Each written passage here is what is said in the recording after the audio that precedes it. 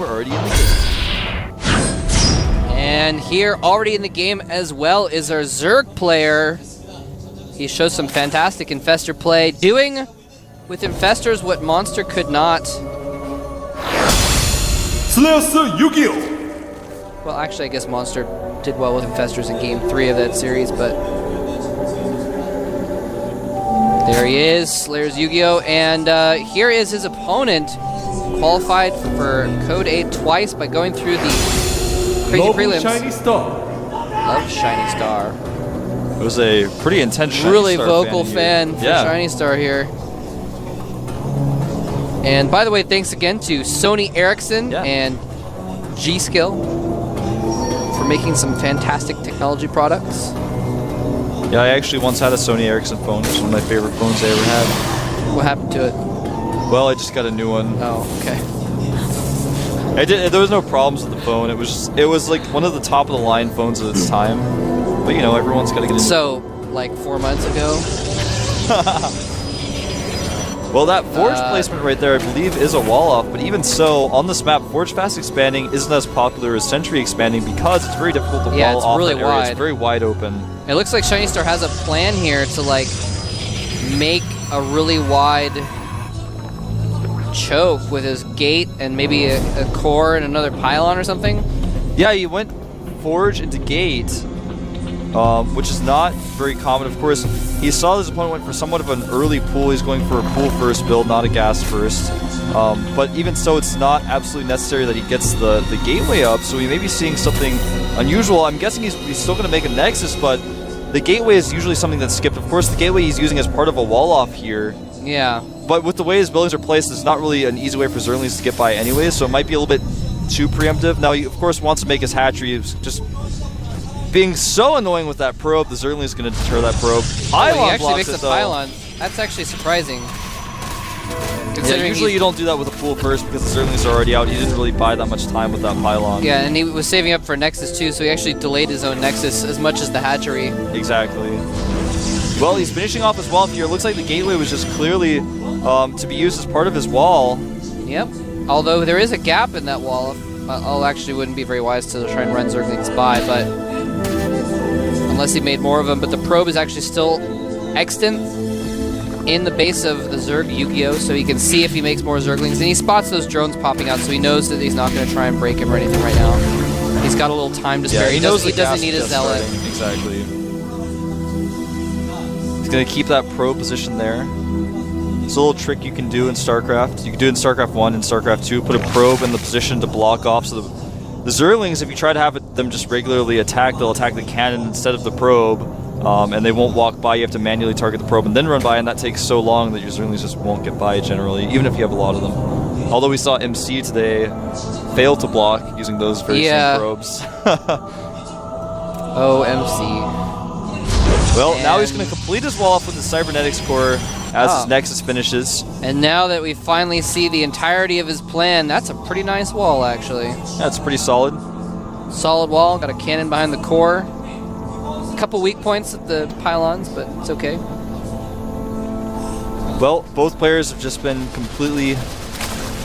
I was going to say try to combine droning and probing into one word, but it's not. Drobing? Yeah, drobing up. Proning up, I don't know. Yeah, they're just workering up. It's the best way to... They're getting worked up.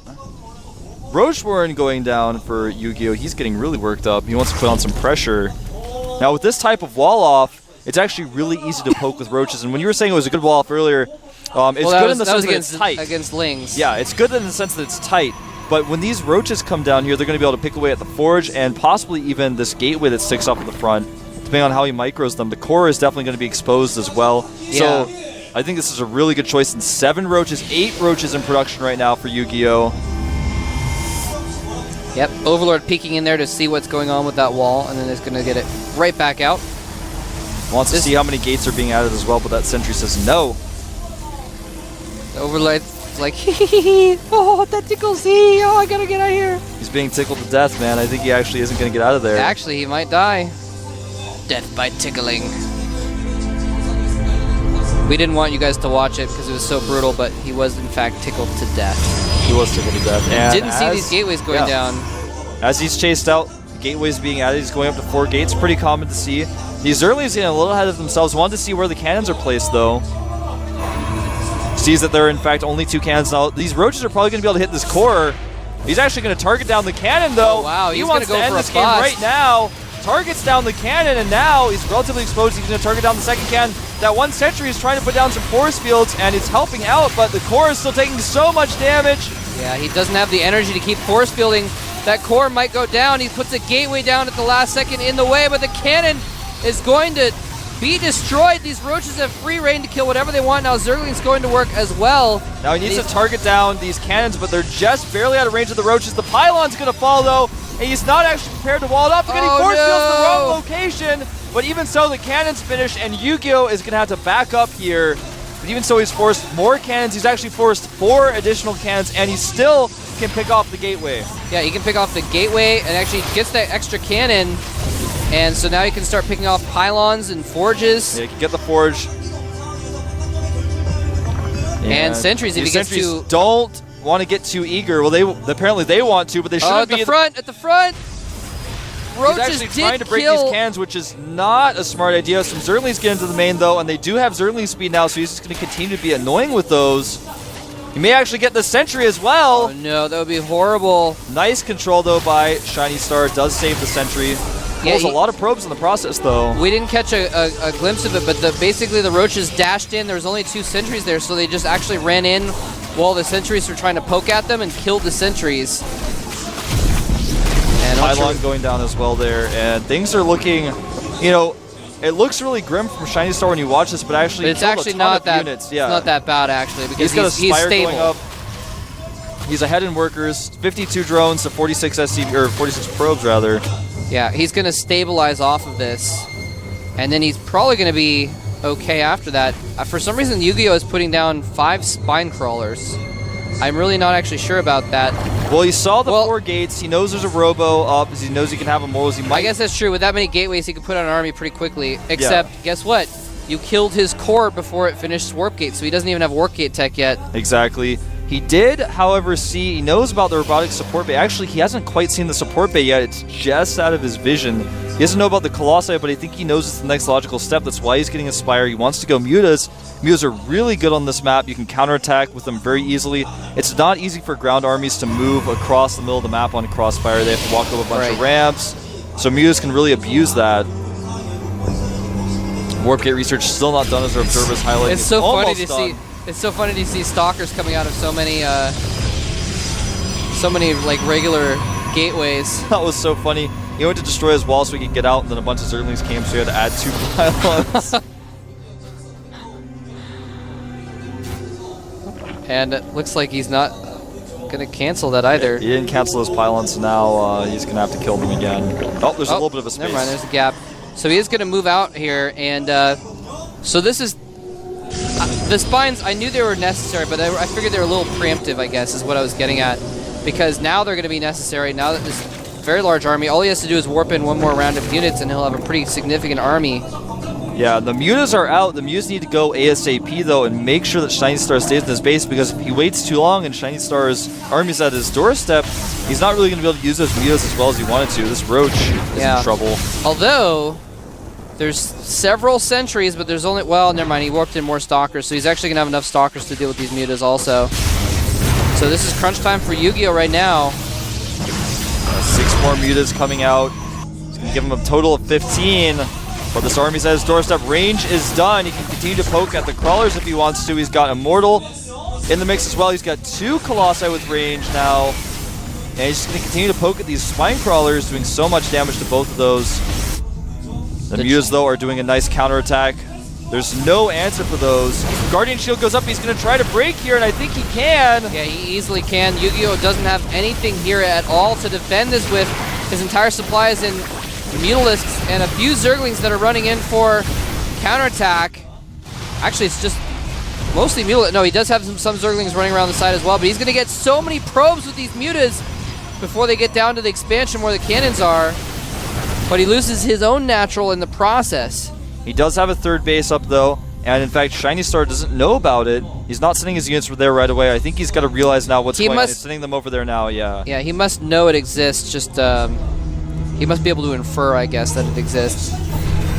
He There does are have a lot of mutas, though. 8 more on the way. It's going to give him a total of 22. These Stalkers are actually warping into Mutalist Fire. That's not a good place to warp.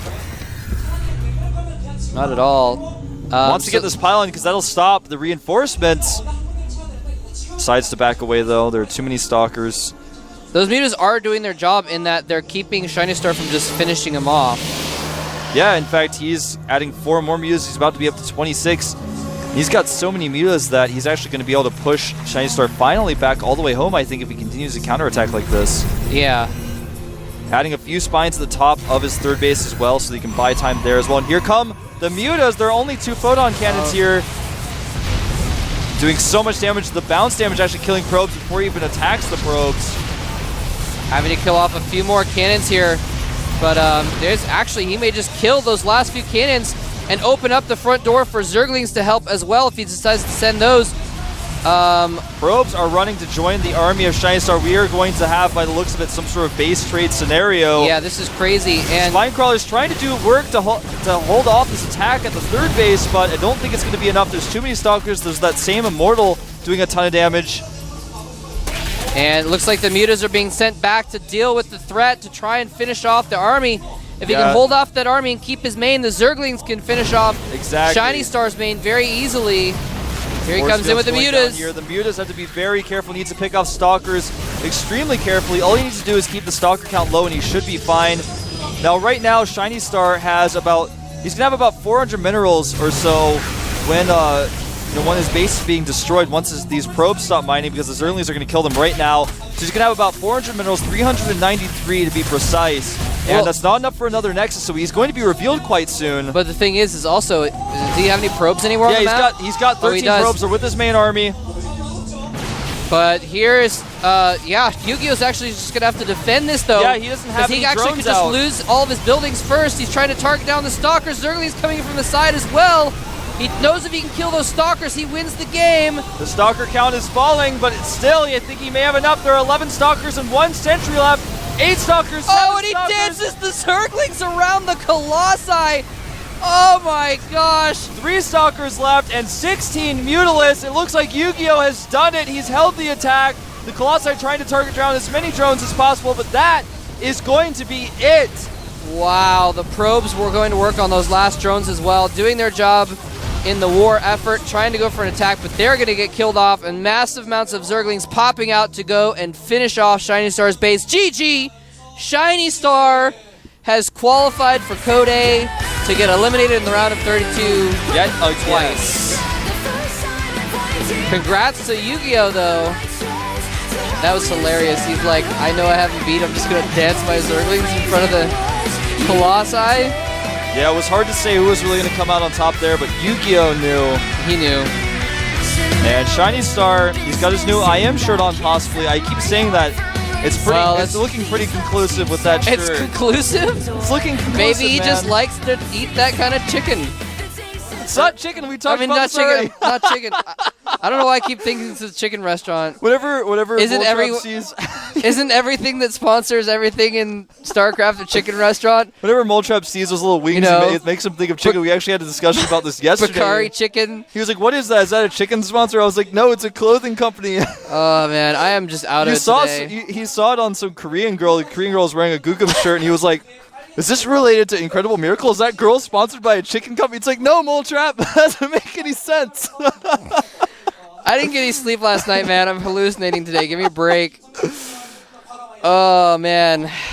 Well, that was a really intense game. I actually thought ShinyStar was going to be able to take it. I thought he had enough Stalkers, but with the Zerglings there, I thought that might have turned the tide, but then he danced the Zerglings, and he just barely had enough mutas, and... Well, it's because normally you wouldn't really want to attack that situation with Zerglings just because they'll die to the Colossus, but there was just enough of them, and they did enough distraction, they did enough sort of side damage to the Stalkers that enabled the mutas to just clean up, because he was just targeting the Stalkers and sentries with the mutas, and once there was only like a couple Stalkers left, he knew his 15 mutas could just kill everything. Exactly. And that was pretty much it. Yeah, that was pretty much it, man. And, YugiOh, I saw in his play today a little bit of fear. I felt like he he wanted to do all-ins. He 6-pooled, and then he did a Roach Ling all-in. So, Yep. anyway, we're going to take a 5-minute break. We'll see you guys in 5.